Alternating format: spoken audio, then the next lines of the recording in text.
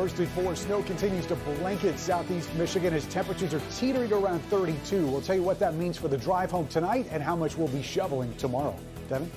All right, Ben, also first at 4, new vaccine results bring one doctor to tears. We are tracking the newest information on the coronavirus, including this story from our Paula Tepman. Paula.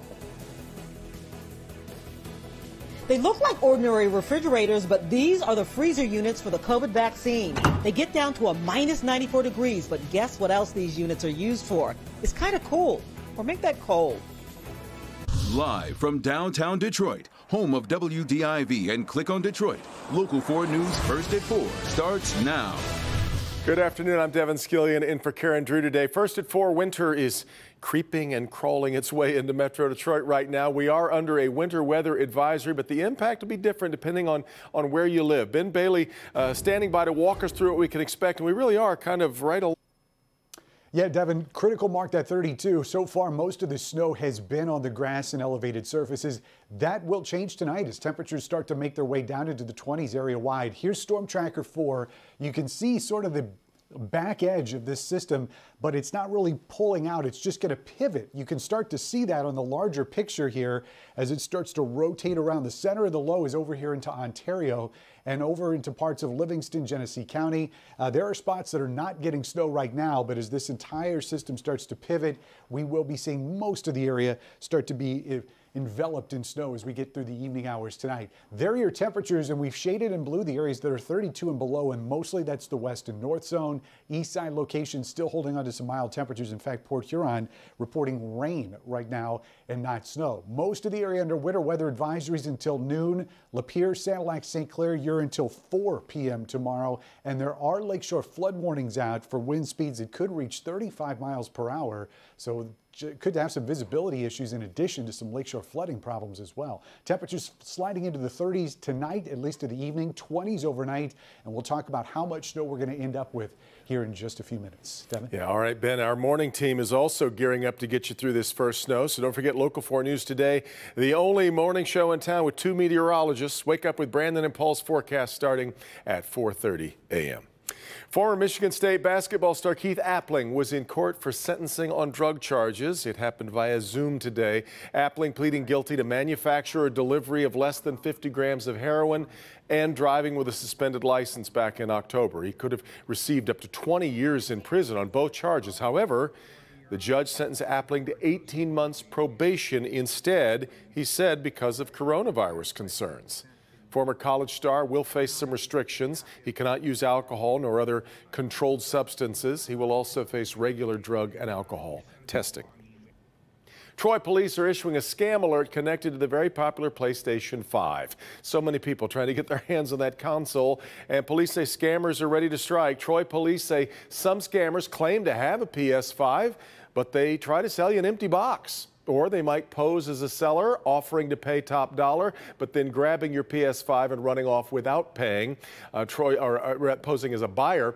Troy police say that is exactly what happened to one seller who was doing the transaction right outside the police department. In fact, while the warning comes from Troy police, it's clear if you're buying or selling, be extra careful no matter where you're doing business.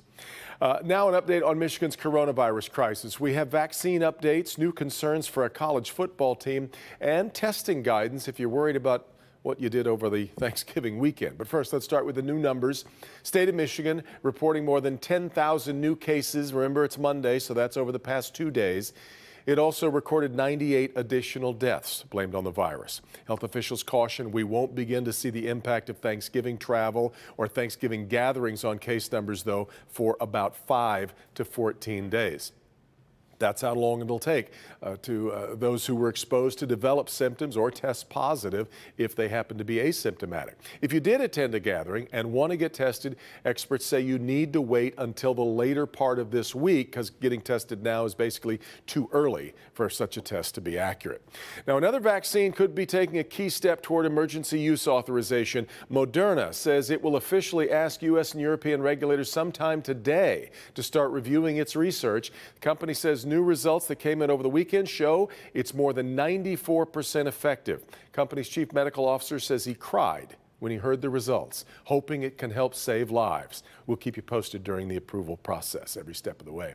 Beaumont Hospital is getting ready to receive, store, and distribute both the Moderna and Pfizer vaccines when they become available. And that is a very delicate operation that requires planning and a lot of specialized equipment. Paula Tutman takes us inside the preparations. Paula, I know you're as fascinated as I am about all the science behind this.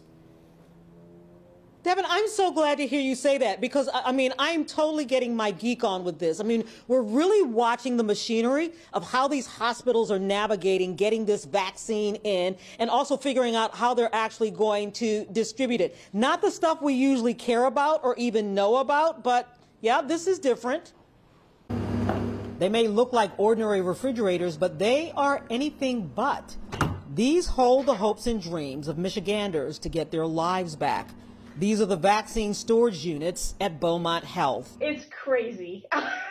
Note the current inside temperature, minus 70 degrees Celsius, which is actually minus 94 degrees Fahrenheit, which is how cold the Pfizer vaccine has to be stored at in order to stabilize it. It's new technology from a vaccine perspective. So these are mRNA-based vaccines. So they actually are developed in a way that we have not seen vaccines developed before. It's not the real virus, but it's usually a manufactured piece of the virus, typically is what's injected in a vaccine, and then your body produces an immune response to that string of virus. These are different. These are mRNA, stands for messenger RNA. It actually will tell the body to produce antibodies to the virus as opposed to being exposed to it. And at the moment, there is a lot of choreography going on behind the scenes in preparation for the first vaccine doses, as well as a lot of wait and see how we choreograph a vaccine flow.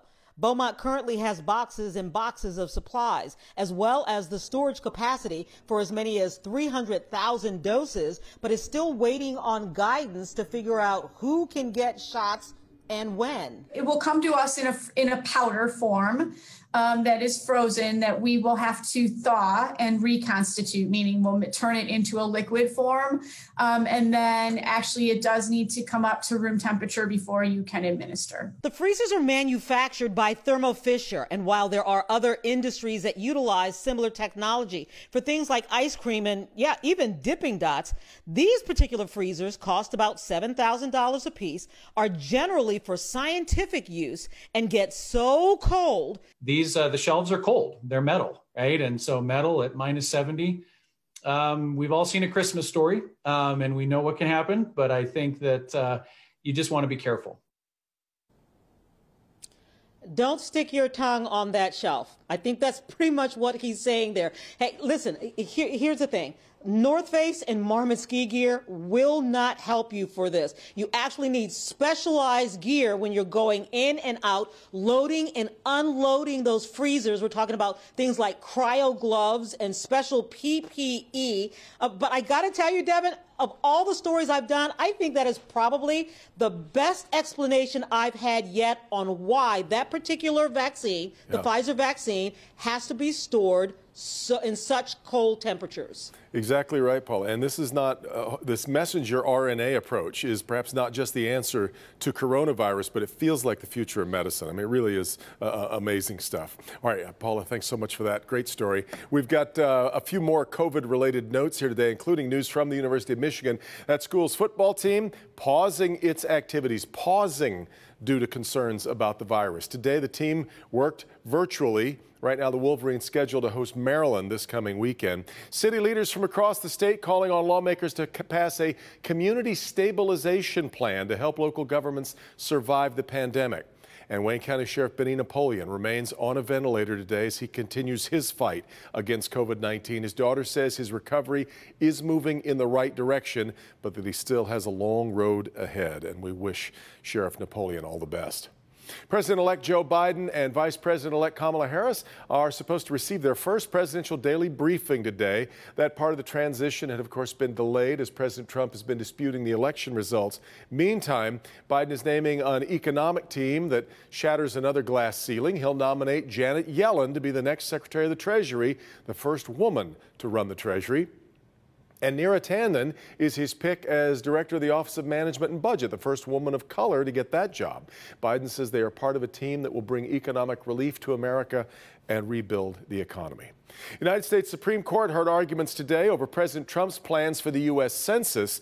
The Trump administration wants to send Congress 2 sets of numbers, including a census that excludes undocumented immigrants. That report could shift money and political power away from states that have larger immigrant populations. Critics say that count would be inaccurate. The Trump administration argues the information is needed to help enforce the Voting Rights Act. All right, still ahead here at 4. Have you been hunting for bargains online today? You are, of course, not alone. We're going to dive into some of the big numbers and big savings surrounding this Cyber Monday. Also, we know Ben Bailey tracking a winter weather advisory. He'll keep us posted on the risk of some tricky travel and just how much snow could fall. He'll be up in just a minute.